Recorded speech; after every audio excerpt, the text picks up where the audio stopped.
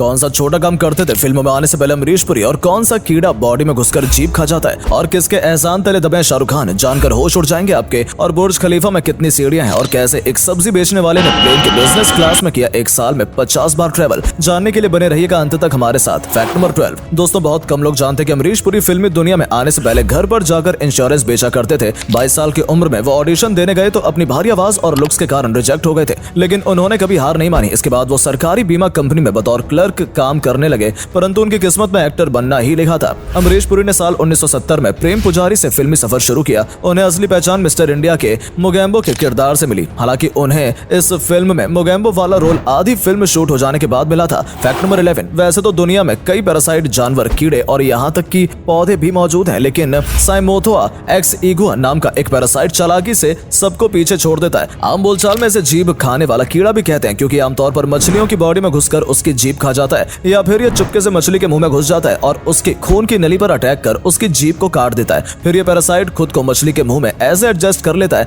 जैसे उसका ही हिस्सा हो। अगर मछली का मुंह खोलकर देखा जाए तो ये मछली की जीभ की तरह दिखता है। धीरे धीरे ये मछली का सारा खाना खुद खाने लगता है और आखिरकार कमजोर होकर मछली की जान चली जाती है। Fact number 10। दोस्तों, क्या आप जानते हैं कि क्यों प्लेन में बॉटल ले जाना बैन है? अगर मैं कहूं कि ऐसा किसी के पाकिस्तान जाने की वजह से हुआ था तो आप सोचेंगे कि ये कैसा लॉजिक है, पर आपको बता दें कि साल 2006 में यूके के एक आदमी पर इंटेलिजेंस की नजर थी, क्योंकि वो आदमी अक्सर पाकिस्तान जाया करता था। फिर जब उसके घर पर रेड पड़ी तो उसके बार बार आने जाने के पीछे का राज खुलकर सामने आया। असल में ये आदमी बॉटल की तरह दिखने वाला एक लिक्विड एक्सप्लोसिव बना रहा था, जो कि किसी खास तरह की चीज के कांटेक्ट में आते ही एक जोरदार ब्लास्ट कर सकता था, जिससे एयरप्लेन जैसी चीज भी चींटी की तरह हवा में टुकड़े टुकड़े हो जाती। और फिर तभी से सुरक्षा के लिए प्लेन्स में वाटर बॉटल कैरी करना बैन कर दिया गया। Fact number 9। शाहरुख खान ने कौन बनेगा करोड़पति शो में बताया था कि एक बार जब मैं मुंबई में नया था तब मैं किसी बड़ी मुसीबत में फंस गया था। मेरे बड़े लेवल पर झगड़ा हो गया था। मैं दिल्ली से बिलोंग करता था, इसलिए उस समय मेरी मदद के लिए कोई आगे नहीं आया, और उस समय मेरा कोई दोस्त भी नहीं था। मेरे घर वाले मेरे साथ नहीं थे, लेकिन तब संजय दत्त मेरे पास आए और बोले, अगर तुझे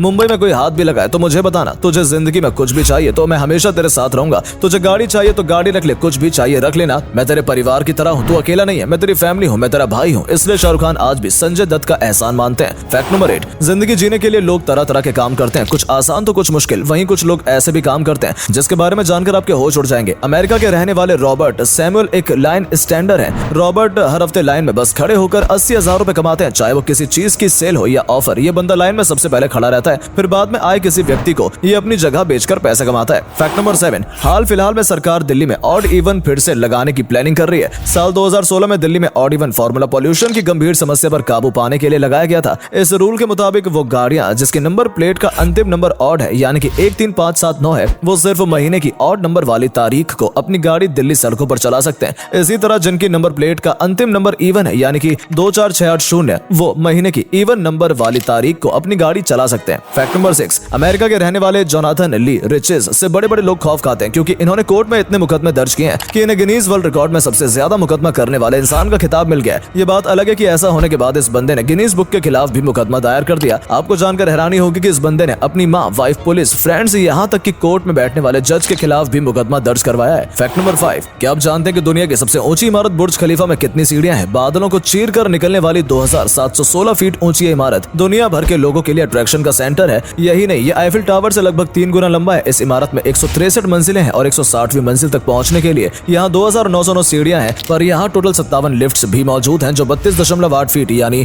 10 मीटर पर सेकंड की स्पीड से चलती हैं, जो इतनी तेज है कि ये सिर्फ 1 मिनट में 124वीं मंजिल तक पहुंच जाती है। Fact number 4। दोस्तों, भारत की अनोखी शादियां पूरी दुनिया भर में मशहूर हैं। देश में शादियां तो ऐसी होती हैं जैसे त्योहार भी नहीं मनाए जाते हैं। शादियों में करोड़ रुपए खर्च किए जाते हैं, लेकिन अब शायद ऐसा ना हो पाए। हाल ही में लोकसभा में इस मुद्दे पर नया बिल पास हुआ है, जिसमें शादी में आने वाले मेहमानों की संख्या और उसमें परोसे जाने वाले डिशेस में लिमिट लगाने की बात कही गई है। इसके साथ ही शादी में दूल्हा दुल्हन को दिए जाने वाले गिफ्ट्स में खर्च करने की भी लिमिट लगाई जाने की बात रखी गई है। इस बिल में ये प्रपोजल रखा गया कि दूल्हा और दुल्हन दोनों की तरफ से मेहमानों की संख्या 100 से ज्यादा नहीं होनी चाहिए, और शादी में परोसे जाने वाले खानों में 10 डिशेस से ज्यादा ना हो। इसके अलावा दूल्हा दुल्हन को 2500 से ज्यादा का गिफ्ट न दिया जाए। Fact number 3। दोस्तों, दुनिया के सबसे बड़ा लोकतंत्र हमारे देश भारत का नया पार्लियामेंट बनकर तैयार हो गया है। 28 मई को प्रधानमंत्री मोदी ने इसका इनॉग्रेशन भी कर दिया। लेकिन ऐसे में आपके मन में सवाल आ रहा होगा कि पार्लियामेंट की पुरानी बिल्डिंग का क्या होगा? तो दोस्तों, पुराने पार्लियामेंट से देश की कई यादें जुड़ी हैं। यही वो बिल्डिंग है जहां से देश का कॉन्स्टिट्यूशन लागू हुआ था, और यहीं से भारत के आज के विकास की यात्रा की कई कहानियां लिखी गई हैं। ऐसे में हमारे लिए इस बिल्डिंग का एक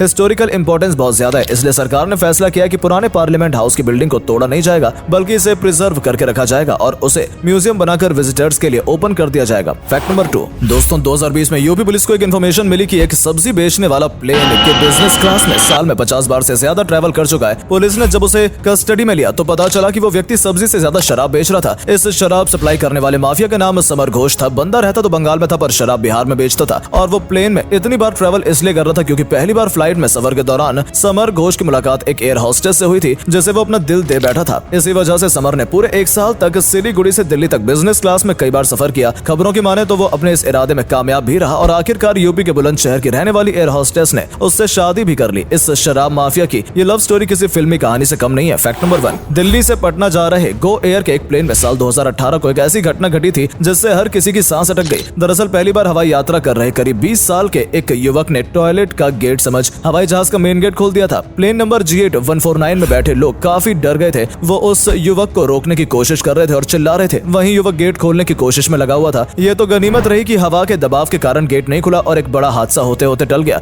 युवक को रोकने के लिए क्रू मेंबर भागे थे। उनकी मदद प्लेन में बैठे यात्रियों ने भी की। फिर जैसे ही प्लेन पटना पहुंची, क्रू मेंबर्स ने युवक को सेंट्रल इंडस्ट्रियल सिक्योरिटी फोर्स के हवाले कर दिया, जिसके बाद CISF के ऑफिसर्स ने उसे पुलिस के हवाले किया। हालांकि कस्टडी के दौरान उसके बयान में ऐसा नहीं लगा कि उसने सब जानबूझकर किया था, इसलिए उसे छोड़ दिया गया। उम्मीद है आपको आज की वीडियो पसंद आई होगी। अगर हाँ तो इस वीडियो को लाइक करें और अपना पसंदीदा फैक्ट कमेंट करें और वीडियो को शेयर जरूर करें। आपका एक शेयर हमें मोटिवेट करता है ऐसी और वीडियोस बनाने के लिए। धन्यवाद।